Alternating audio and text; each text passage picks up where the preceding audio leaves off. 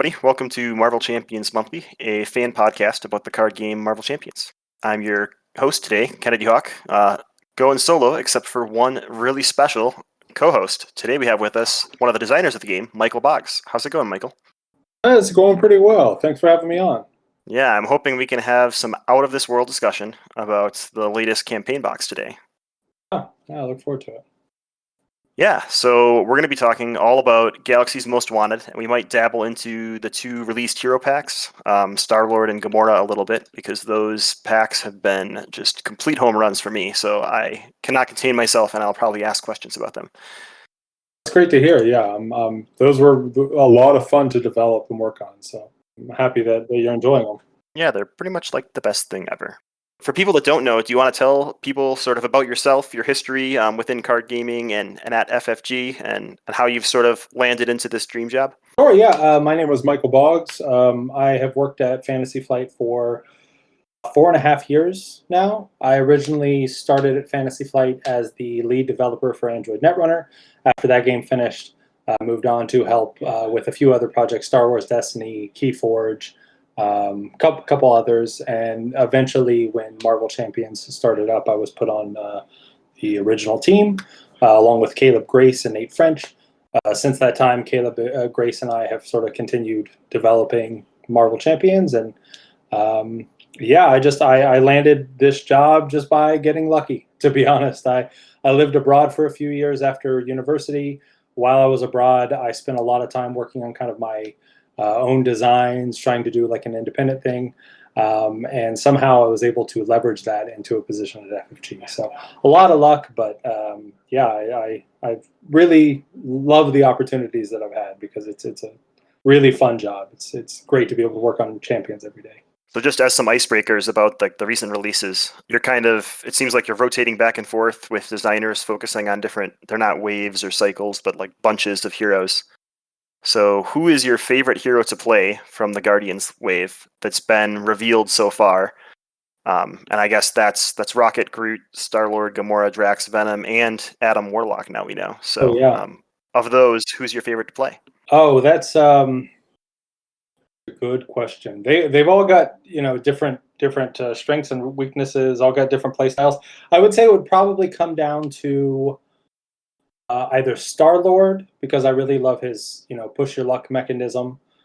Drax, because I like just hitting hard, and Drax is good for that if you can get him built up.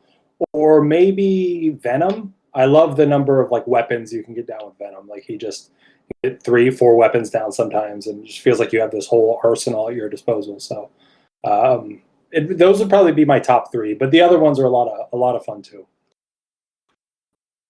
Nice. Yeah, I've really enjoyed Star-Lord the most so far, and the games I actually have the most fun in are the ones I lose, or I go down swinging and the rest of my team carries it through. So the risk reward has been more risk for me, but it's been That sounds rewarding. like Star-Lord. Okay. Yeah. All right, and then from the Galaxy's Most Wanted box, what are your favorite aspects to play with each of those heroes that aren't like the primary aspect they're paired with within the box? So what do you play Groot with? What do you play Rocket with? Oh, kind of like the aspects that they're paired with inherently, but if I had to switch things up, I think Groot in Justice seems to work pretty well. I also really like Groot in Aggression. I like being able to use my growth counters to just mitigate like a little bit of damage at a time and sort of ignore his bigger events that kind of need the growth counters, and instead just hit really hard with my basic attack, buffing it through like one growth counter at a time, and then use combat training to buff my ATK further. For Rocket, I think Rocket's not the best in protection, but I think he does pretty well with Justice for the most part. You can buff up your thwart with Heroic Intuition, and also I can't remember the name of his card right now. I've got a plan. Thwart multiple times, so that's pretty useful. And then in leadership too, I have a lot of fun with Rocket, being able to sort of like stay in alter ego form, basically spend your weapons to draw additional cards, get out allies. Like I haven't made a ton of decks that do that, but the couple that I did make were fun to play. So can you overview the approach you take when you're tackling a hero design? The heroes you mentioned, they're very diverse. They all have different strengths and weaknesses. So where do you start when you're designing a hero? Generally speaking, we look at the character's story and sort of how they fit within the greater Marvel universe. And a lot of times, the character's unique identity will sort of help define some sort of mechanic for that character. So Star-Lord is a great example. He is very much about risk reward, just in his personal storyline. He's always getting himself into these stupid situations, but then somehow he's always getting out of these situations. And oftentimes, when we can find one of those core mechanics that we feel represents the character really well, we will sort of just push that as far as we can. There are situations, though, where sometimes a specific mechanic doesn't necessarily speak to a character's story. So I think maybe like Gamora might be another example. Right now she's got a mechanic where she can, use attack cards and then remove some threat by playing those, or play thwart cards and deal damage by playing those. But really, when we looked at Gamora originally, all we wanted to do was focus on her martial prowess. Like, she's the deadliest woman in the galaxy, I think is her tagline sometimes. She can pretty much use any weapon effectively. She knows a ton of martial arts. Like, she's just someone you don't want to be around because she will beat you up. But how to represent that in the game, like, there were a variety of ways that could be done. And we tried a couple different iterations. So we eventually landed on one that we thought, made her fun to play, gave her versatility, but that it was also not overwhelming in its design. There was a lot you could do, but it was pretty straightforward in how you do it. And sometimes, if the story doesn't necessarily fit into any one mold, then we will try to find a mechanic that fits it as best as we can, and then just sort of shape everything around that. So at the end of the day, really looking at the character's story is usually the starting point, but how we sort of get to where the hero ends up, there's a variety of paths we can take. That's perfect. That was my follow-up question, was what's the theme hook behind Gamora? And it makes sense now. It's all about her martial abilities. Yeah. She originally, I think one of her initial designs. So Jeremy Zwirn worked on her quite a bit, and one of her initial designs focused a lot more on like combo cards. I'd play a card which would let me do a thing and play another card, and that was fun, and I really enjoyed it. But ultimately, you could have these really complex, heavy turns, and for the most part, that's not what we want Marvel Champions to be. We want it to be a little snappier, a little bit lighter, not as beard strokey. Your turn shouldn't take 5 to 10 minutes to resolve, and Gamora's weren't quite that long, but she did have some turns that would take a really long time to figure out, oh, if I do this, I can do this or this or this. And so, once we streamlined her and kind of got her to focusing a little more on the basics, I think it kind of made her shine a little bit more. But the old design was one that I really enjoyed, but I think her current one it's definitely a much simpler, much more streamlined. Yeah, that's really neat. Some of that combo feel is still in there with if you've played a thwart before this, do this bonus, or if you've played an attack, it feels like a combo fighter to me. And the old design definitely inspired those elements for sure. So Gamora in particular is very event focused. She really optimizes how you use events, kind of like Miss Marvel did in the first wave of hero packs. Is that one of the goals you have, is to sort of make sure each card type has a chance to shine through different hero kits and different aspect additions? Yeah, to an extent, we've had conversations in that regard. Most of the time, our focus is just making the character feel as close to characters as we can imagine them. And events especially tend to be just a really good way to give these exciting, bursty moments. So, I going forward, I would imagine we will see some designs that focus more on upgrades, might focus on supports, might focus more on allies. But overall, like, events are usually a very easy starting point, and they're usually pretty exciting to play. So I wouldn't be surprised if we saw more heroes who kind of focus on events in the future. So the Guardians we've had released so far do a really good job of capturing not just the MCU version of the character, but also the comic version. And I grew up reading the Guardians 2004 run, so this is just perfect for me. So if that was intentional, is there a certain run of Guardians you recommend people read to get familiar with the characters you've been designing? Not off the top of my head. So whenever we design characters, or at least for myself, I think Caleb's process is a little bit different because he grew up reading Marvel, whereas I grew up like watching the TV shows, playing the video games. I didn't read the comics as much. So when we start developing characters, generally speaking, we have a large database that we can go to and kind of read the comic books. And I always try to sample as much as I can. Sometimes, unfortunately, I don't always get to finish full storylines. Sometimes I'm just like looking for, exciting parts or parts that like help define who the characters are. Uh, and I look at a sort of a broad array of what's out there, because we are trying to represent the character a lot of times, not as like how they are in an individual issue or even in an individual run, but just sort of who they are, sort of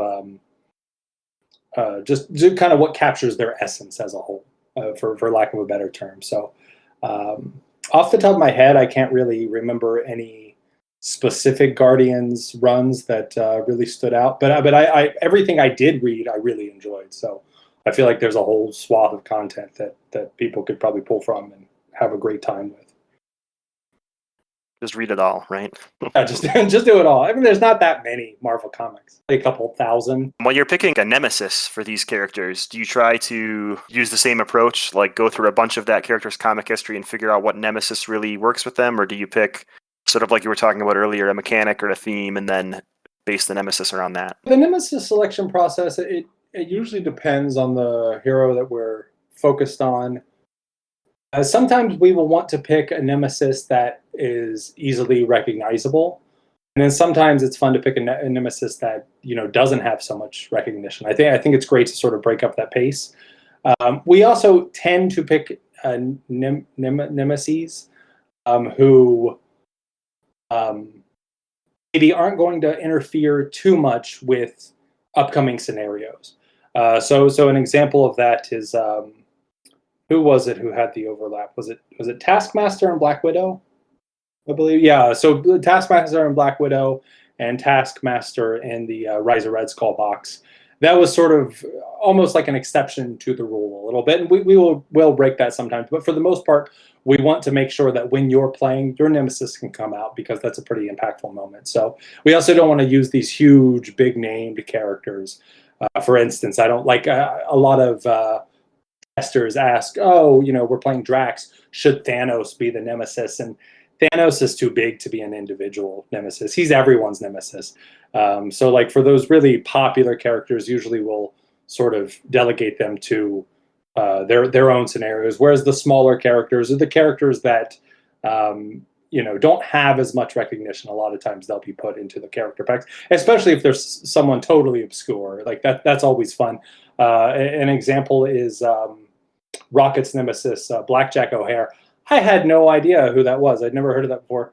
But he's like this just wild, crazy bunny rabbit that runs around and blows up stuff. Kind of like Rocket is, just a wild raccoon that does the same. So it was a lot of fun to research that character and learn more about him. And hopefully it's been fun for the players to kind of see this character that they've never seen before, or that they've seen in the comics, and now get to see as sort of a character that they didn't really expect to come about. Yeah, I think Blackjack and then Drax's nemesis were ones that I had to go find some books and read to learn about them, but that was kind of part of the fun. So that was neat and appreciated. Is there anything else about sort of the hero design process in this Guardian Waves that you'd want to tell people? Any nuggets or funny stories from when you were testing or designing these characters? Nothing off the top of my head. A lot of these heroes ended up being sort of a team effort. So Aaron Holtum, who is working on, I believe, Keyforge at the moment, he helped with Rocket and Groot. He sort of set up their initial design. Caleb Grace did the same thing with Star-Lord. He set up their initial design. Jeremy Zwern did the same thing with Gamora. And then Caleb and myself sort of tackled Venom's initial design together. And then once those initial designs had sort of been established, it was my job to take each hero through their paces, play test them. Aspect cards were, introduced sometimes with the design, but it was really my job to fill out the entire deck with aspect cards, basic cards. And sort of at the end of the process, Caleb came in, sort of gave his 2 cents and feedback for things he would like to see, or maybe certain areas that he wanted to wait to explore until later. I think really that was maybe the first time we were able to pull in so many talented people on one wave. In the past, like we had a couple designers come in and like help with maybe like one hero, but I think this is the first time where we had effectively 4 designers working on this wave, at least a little bit. So that was a lot of fun, and we kind of continued that trend going forward to some extent. So it was just a really fun collaborative time. We'll look for more guest designers in the future. I found one more listener question about the hero specific cards.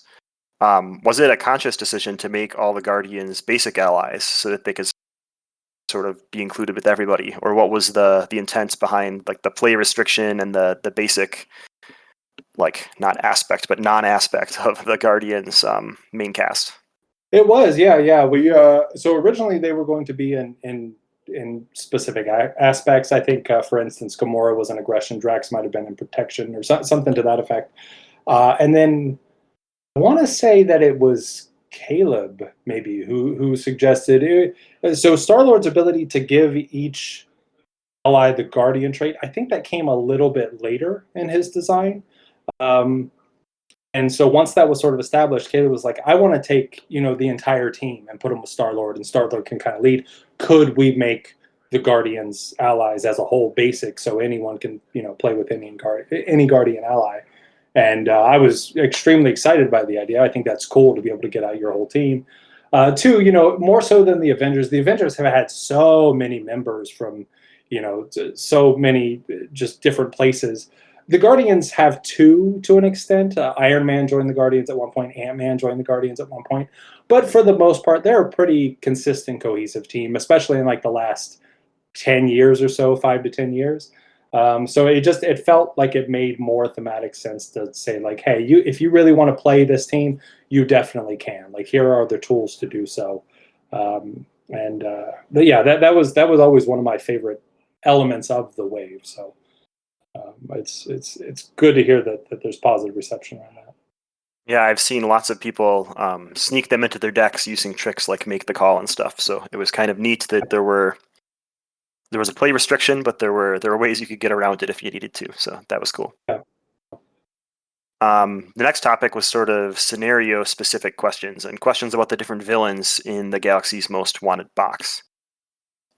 So one question was that this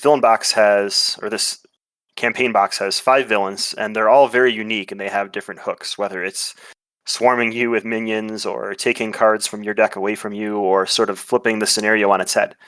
So what hook or villain, or which 2, or whatever you want to talk about, were your favorite to design? And do you have any insights about how you came to that final design of these different villains? I would say probably my favorite one, but also the most challenging one, was Nebula. I wanted Nebula to sort of feel like Gamora in that she's focused on martial prowess, martial arts, but to get that to work within the encounter deck was really tricky. And we actually flirted there for a while with the idea of having like almost like a set aside deck that you're pulling from, but we had already done that a couple times in the Rise of Red Skull. And we, it's always, in my opinion, it's always nice to have things a little more condensed if you can. So Nebula went through a couple iterations, and it really wasn't until closer to the end that we had some really good feedback from the playtesters that suggested some alterations on, how her I forget what they're called, her technique upgrades, or not upgrades, attachments could work. So yeah, she took a little bit to sort of get to operate in the manner that she needed to. But I always really like playing with her. I love the surprises that she could throw at you. I personally like. I know I've seen a few people. They're like, oh, she's inconsistent. Sometimes she's not doing anything, and then she'll explode and hit you with a bunch of stuff. I love that person. I think that's fun. You never quite know what to expect, and for me, that's what I want from a cooperative game. I don't want to necessarily be able to math everything out and be like, oh, I know I'm going to win in 2 turns. It's a lot more exciting, in my opinion, when you can sit down and you're like, well, we're doing well now, but we still got to keep up our guard and make sure that we don't just try to rush things too quickly, because she might come back at us with a vengeance. Yeah, at first I thought that because of that inconsistency, sometimes she'd be really easy and sometimes she'd be hard, but sort of because of the 2 fronts that you're balancing, like keeping things off her ship, but also dealing with her techniques. It sort of makes up for that variance with having two battlefronts. Is that something that was intentional, sort of, to give the heroes two things to focus on, or was that something that just fell out of the story of the design? Yeah, more or less. So, sort of that two element dynamic that can be found. I believe, like, four of the five scenarios. You got Badoon with their ship. You have what is it? The Collector 2 trying to escape. Then he kind of flips his ship at the end. And he's shooting you with damage. And then hers, and then Ronan has his big ship that's dealing extra encounter cards, but you can cancel treacheries. A lot of that really came from how the Milano was intended to work.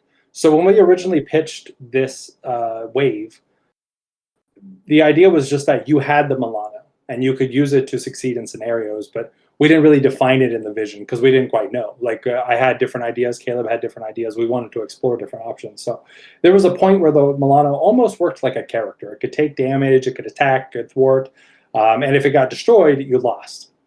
And we played it that way for a little bit, and it eventually became one of those things where you could very easily math it out. You could kind of decide, like, oh, am I going to let the Milano take damage? If I do, I'm going to lose, so I'm just not even going to use the Milano anymore. And it just, like, it wasn't as engaging as we were hoping it would. So there were a couple other iterations. One where, like, the Milano would, when it was at a certain amount of damage, it would sort of flip, and it had a damage state, and you could revive it and heal it back. And ultimately, at the end of the day, even though we had sort of this spacefaring concept, which in and of itself has complexity to it, we wanted to make that as streamlined as possible. So there was a point where I think Caleb suggested just taking the Milano and just making it simple. It just gives you a resource, something easy. But there are different things in the scenario that can come up and sort of encourage you to use the Milano for these. You don't have to, but you can. And so I think Nebula's ship, I don't remember how the old version worked, but this version was sort of, I wanted each ship to feel different from the last ship, and her trying to escape you was sort of the kind of what played into her story. So figuring out ways to let the Milano prevent her from escaping you, you're catching up to her, it just seemed like sort of the natural point. And I think that's really where the two element dynamic comes from there. Yeah, our play group got together for our first post-COVID or during COVID play session now that we're all vaccinated, and they brought up a really good point about the second collector that I wanted to ask you about. So that's their favorite scenario in the box, and part of it is a lot of times when they play Marvel Champions, there's not incentive inherently to go punch the villain. It's always stabilize the board, get everything under control, and then go for the villain. But with the Collector 2, you're sort of incentivized to change your play style and shift your strategy. Is that something that you think we'll see more of, more incentive to leave other threats on the board and engage with the villain? Oh yeah, absolutely. That's one of my favorite things within the box is being able to beat up on the Collector and being encouraged to beat up on the Collector. But really, the entire box as a whole is supposed to sort of nudge the player in that direction a little bit.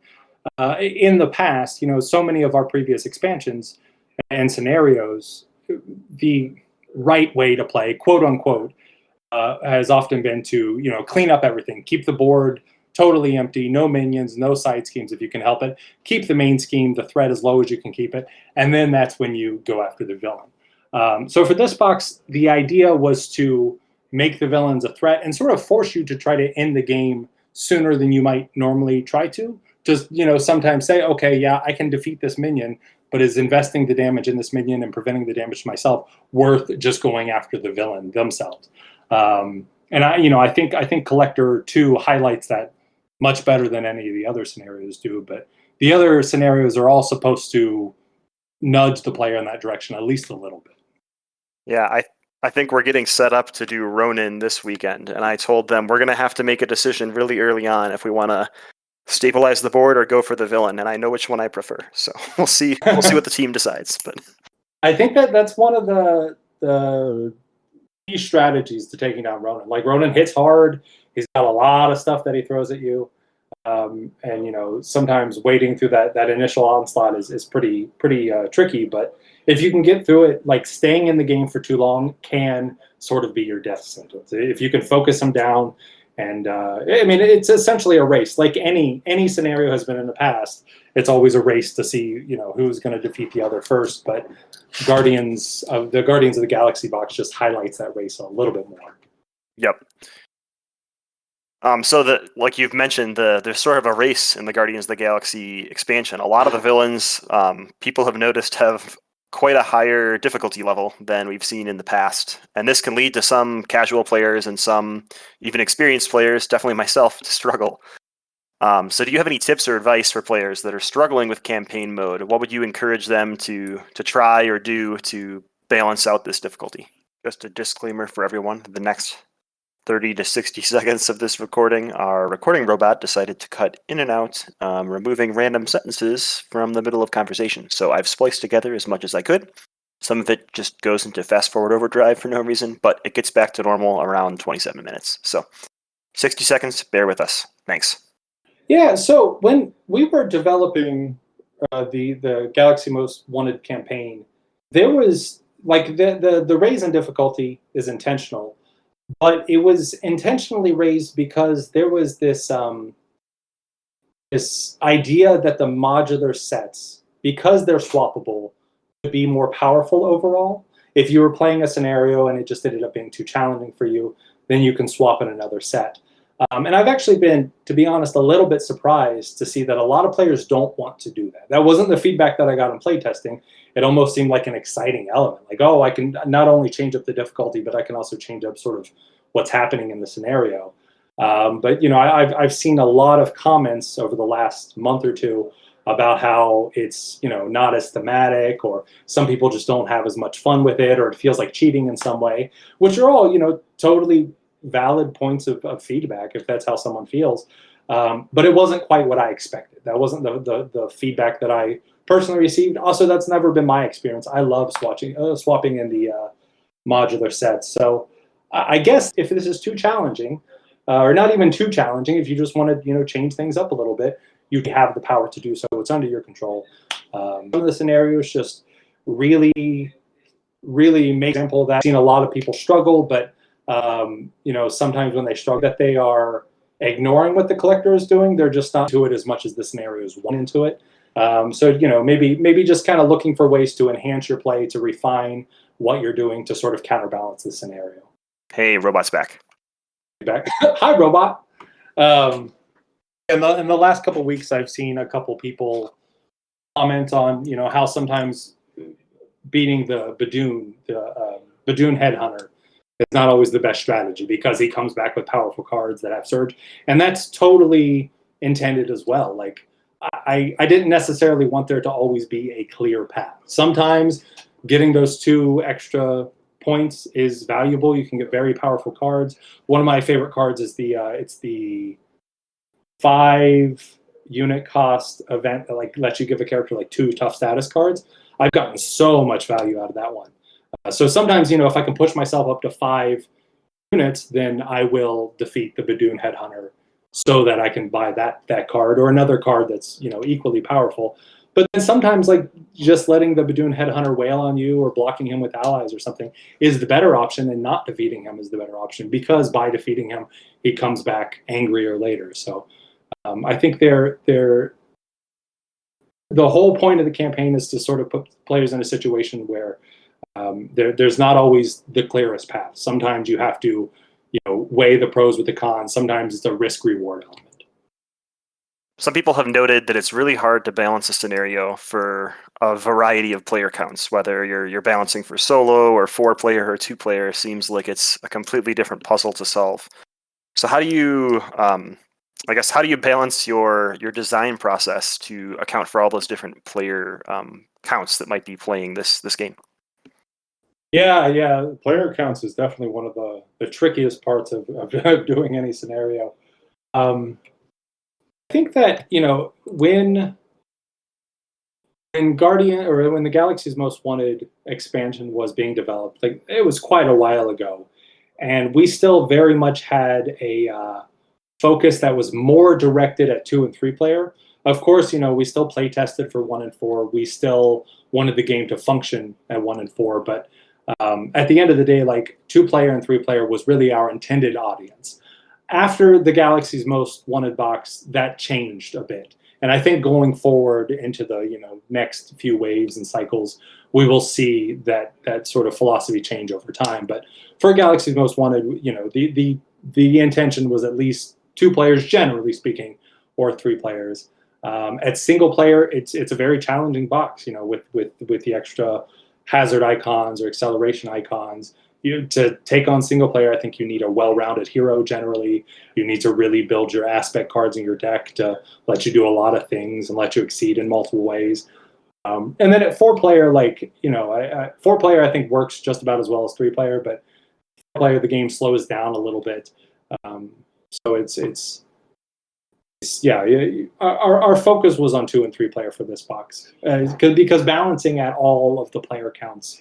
It's a very challenging prospect. Like it takes a long time to get everything right in every single player count. And sometimes you'll have something perfect in 2, 3, and 4, but then you'll realize, in solo it's not working quite as intended. So I'll tweak it here for solo play, and then that will mess up the other 3 player counts. So there are times where you just almost have to, decide which focus is better. I find that the villains in this box are very fun, even though they're challenging. I like a bit of a challenge. So I enjoy Drang in solo, and I really enjoy Nebula in multiplayer. So those are 2 of my top 5 villains, not heroes. So I call it a success as far as villain design goes. So thanks. That's good, yeah. Yeah, I've seen quite a few people, early on especially, people were playing through the campaign with Rocket. And I think it's probably possible if you build your deck well enough, but going through the campaign with a pre-built deck with just Rocket, I don't know if you could actually do that because Rocket's not a very versatile hero. He's got very low health. He can thwart and he can deal big damage, but he can't really defend himself, and even his thwarting potential is sometimes pretty limited. So generally speaking, I think if you want to play solo, then finding that hero that is pretty well rounded tends to be the best way to go about it. Yeah, I'm one of those people that tried Rocket, and then I switched him to leadership so I could just throw allies in front of all the villain attacks, and it worked for a while. So that helped. Leadership's good for that. In the campaign in general, there's a ton of new mechanics. There's the market and the Badoon Headhunter and these campaign side schemes. What was your favorite new thing that you added to the campaign in this box?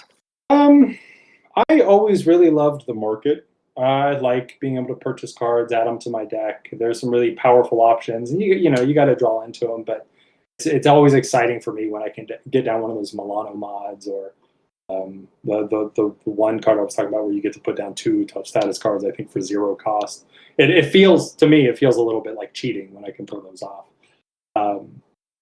But I believe that Caleb was the one who suggested the Badoon Headhunter, and I've seen a lot of positive feedback just with the concept of someone following you through all of these scenarios and whatnot. So those are probably my top 2, I think. Yeah, the Badoon Headhunter was really awesome for me. I just use it in general game nights. If we play 4 games in a row, every time we defeat him, we add an extra card to the next scenario. And we've even tried it with Green Goblin scenarios. You put Electro in, if you defeat him, you add the second card, and that's been a blast. So I really liked that sort of aspect. That's cool. Yeah, he definitely adds a bit of a challenge to the deck with all his surges and whatnot. So it's good to hear that he's being used elsewhere because I think he's got a lot of potential to really change up the pace of some scenarios. And then with campaign side schemes, how did that idea come up to have something that sort of warped the scenario for campaign versus standalone play? I believe those were pitched by MJ Newman or Maxine Newman. She suggested some sort of element that you could sort of go after as almost like a just if you were willing to invest the time and the resources into it, you could get more value out of the market. So originally we tried those as just all blank on the one side, and then it was suggested over time maybe it'd be fun if someone will have abilities when you defeat them or when they come into play. And then for the expert mode, through testing. It was like, oh, it'd be nice if these were almost a counterbalance to the power that you might have in your deck. So really, those just evolved, through playtesting and different suggestions from internal people, external people. Nice. And then in the latest rules update, the last campaign side scheme for Ronin became optional. Was that like an intentional change to sort of give players a lever, or what was the intent behind that, I guess? Yeah, it was. Ronin, I know, has given a lot of people headaches. Um, but yeah, so I've seen plenty of comments saying Ronin's too hard. I'm struggling with him. I can't get past him. It's not even fun. It's so hard. But then I've also seen people say, I like the challenge. It's fun for me. Yeah, I failed 7, 8, 9 times, but when I beat him, it feels, I feel successful. So I talked with Caleb about it, and we wanted to introduce a change to Ronin that brought his power down in campaign if somebody wanted it, but also didn't step on the toes of the people who liked the challenge. So making that side scheme optional just seemed like the best bet. If you're finding Ronin in campaign too hard, especially if you're playing in like single player or 2-player, then just get rid of it. You don't have to have it. It was actually that side scheme more than any of the other campaign side schemes that was included to make the last boss feel like a big bad. The victory points on it really aren't as important. You can't buy anything from the market with those victory points. I suppose you could count up your total victory points at the end of a campaign, but that's really all it lets you do. At the end of the day, it was supposed to be sort of a lever that you could pull to say, hey, this scenario is harder now. But if you don't like that challenge, then we wanted to make sure that you didn't have to deal with it if it wasn't fun for you. So just labeling it optional seemed like the least, I guess, intrusive route for people who hate it or people who love it. I think there's people in both camps. Yeah, there definitely are. There definitely are. I noticed there's kind of 4 ways you can play the campaign too. And when I had originally read the rulebook, I saw like an expert mode and a standard mode. Can you, explain to me, like I'm 5, I guess, what the 4 different sort of campaign intended difficulties are? Sure. Yeah. So when you down to play a campaign, you are going to choose whether you want to just have a normal campaign or if you want to have an expert campaign. If you have a normal campaign, you'll just follow all of the rules and you'll ignore the gray boxes. If you do an expert campaign, you'll follow all of the rules, but you'll also include the gray boxes, which includes recording your hit points at the end of the round. Also, there's a page at the beginning of the rule book, towards the beginning, that says something along the lines of like you can't change your aspect. So the expert campaign is just there to make the entire campaign experience itself more difficult. Each time you start a scenario within the campaign, you can decide which mode of play you want to play that scenario on. So you can play the standard mode and you just do all the normal stuff you normally do. You can play on expert mode, where you start on the second stage of the villain, you shuffle in the expert set. You can play on heroic, you can play on skirmish. You can kind of mix and match whatever you think is going to be fun. It's up to you and your group. Along with that, if you are playing in campaign mode, the side of the campaign side scheme that you'll use is dependent on the individual mode that you choose for that individual game. So let's say I'm doing an expert campaign, but on Drang, I decide that I want to play on standard mode for this expert campaign. Then I will use the standard mode side of the campaign side scheme. If I go on to collector and I say, you know what, I want more of a challenge this time. Drang was maybe too easy for me and my group. I'm going to play collector on expert mode in the expert campaign. Then I'm going to flip the collector's campaign side scheme to the expert mode only side. So it really allows you to sort of tailor the experience to whatever you and your group prefer, because some people are really wanting a challenge. Some people don't want as much as a challenge. Some people like the idea of not changing their deck. You have to build the perfect deck at the beginning and get to the end. Some people hate that concept. So it's sort of there to let you pick what is right for you. That's neat. So you can even switch mid-campaign, which is a really nice lever to have for people that are banging their head against the wall. Absolutely, yeah. If you're playing Drang and you're like, I'm going to do Drang Heroic 1, and then you get that Collector, and you're like, I don't actually like Collector that much. I'm going to play him as like Skirmish, so I can just beat him as soon as possible.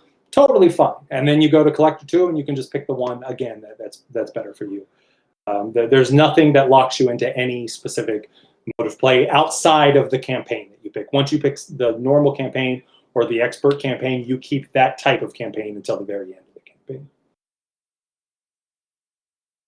Gotcha. And I noticed in the expert campaign, you have to keep your deck the same throughout all the scenarios. What was the intention behind that new sort of addition compared to the Red Skull? Yeah, that was one of those things that sort of came up.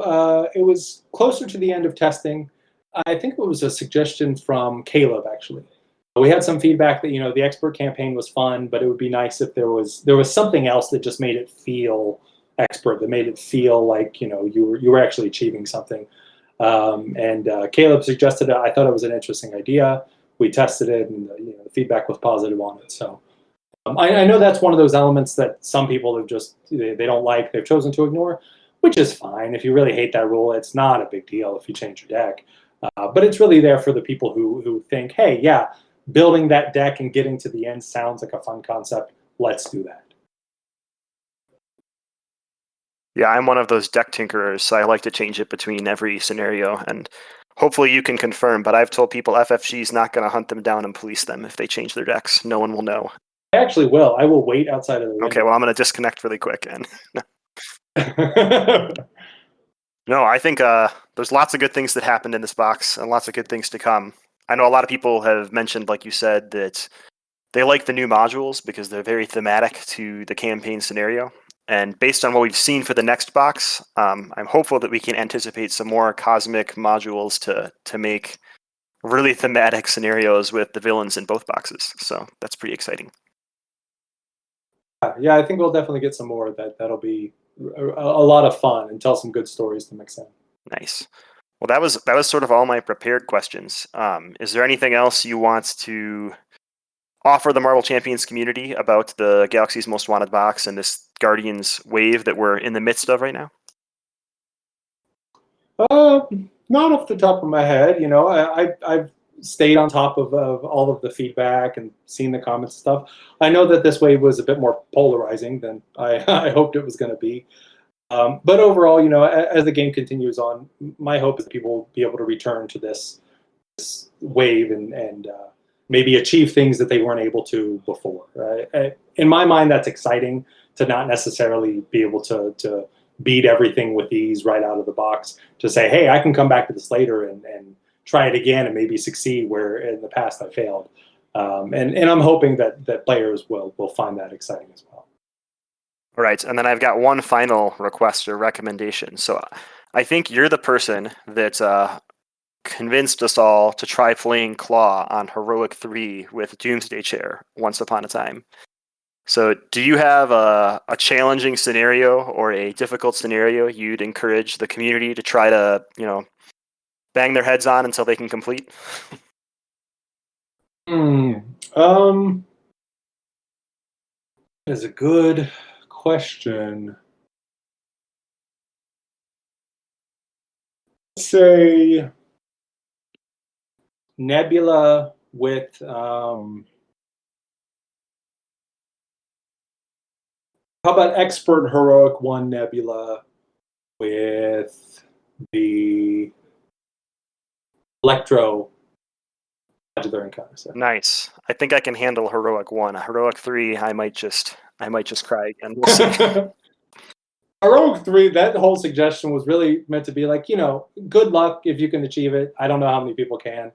I thought somebody would get it eventually, but I haven't actually had anyone report to me yet that they've gotten it. So that might have been stretching it a little bit. But yeah, I think Heroic 1 is doable for sure. Perfect. Well, that was all the questions we had for today. Thanks for coming on, and thanks for working on this awesome game that I assume if people are listening to this, that means they care and like the game. So yeah, hopefully. I appreciate you having me on. It was a lot of fun. Thanks again, and we'll catch you again later.